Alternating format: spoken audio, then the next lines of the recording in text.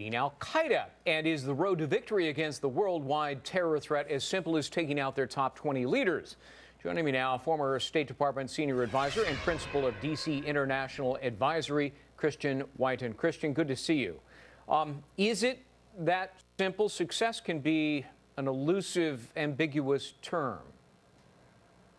No, it's not that simple. And frankly, Panetta's comments, they're in line with what President Obama said, that the tide of war is receding.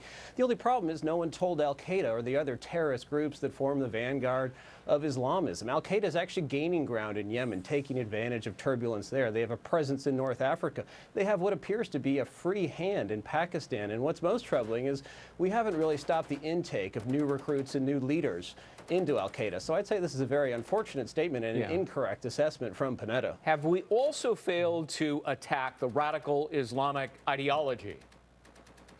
That's right, and that's the key that unifies all of these other groups. If we killed everyone in Al-Qaeda tomorrow, we'd still have a serious threat on our hand.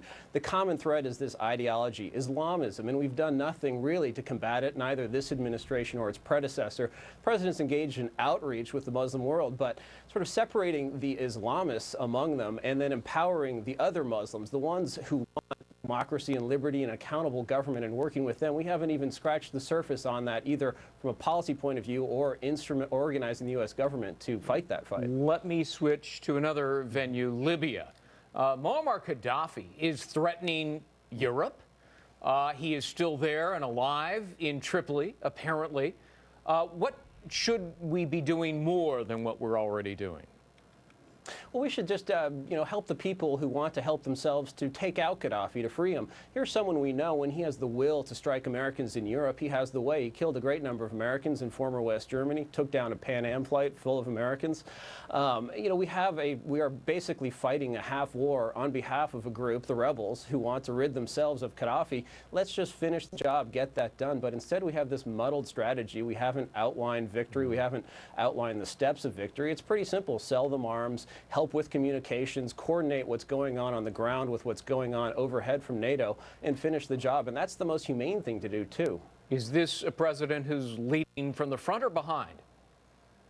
Well, it's, of course, as Zaid famously said, from behind, and yes, they're sort of hiding behind NATO, outsourcing this to NATO, but we're still on the hook. Everyone still views this as a U.S. operation, and every day Gaddafi there is still there. It looks like a black spot on frankly, the record of the U.S. So, yeah, we clearly need to have a strategy. You're also seeing great frustration in Congress at the fact that President Obama hasn't outlined what victory is in Libya. Yeah, let me switch to Egypt, because it struck us, it was quite an astonishing moment when tens of thousands of Egyptians, yet again, have taken to Tahrir Square and other city centers across Egypt. Here's a picture from Cairo.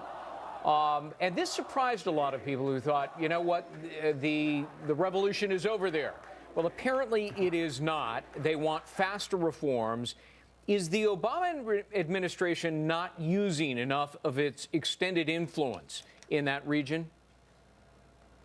That's right. Well, it's actually, they are using their influence. They're just using it the wrong way. You're going to have disgruntlement and disillusionment and risk in the wake of any revolution. So the question is, what does U.S. policy do? Our influence in Egypt is not infinite, but it's not infinitesimal either. And what we should not be doing is recommending that the Egyptians welcome into their democracy the Muslim Brotherhood. Muslim Brotherhood, in many respects, seems to be on its heels. These, incidentally, are the people who invented Islamism before it was picked up by others like Wahhabis and Al-Qaeda.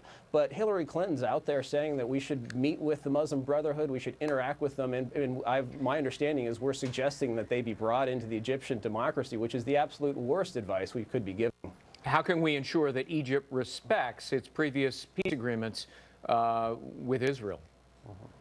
No two democracies with universal suffrage have ever gone to war with each other. Democracy is not a panacea, and democracy is more than just elections. But we need to be out working with the pro-liberty, pro-democracy groups in Egypt. Everyone in Washington and the foreign policy establishment said these people don't exist, but we saw that they do exist, not only there, but in Libya and Tunisia and across the Persian Gulf in the Middle East. So we ought to be helping those people more, either overtly or covertly if necessary. Christian Whiton, good to see you. Thanks very much. Thank you, Greg. Great to be here. Well, the jaw-dropping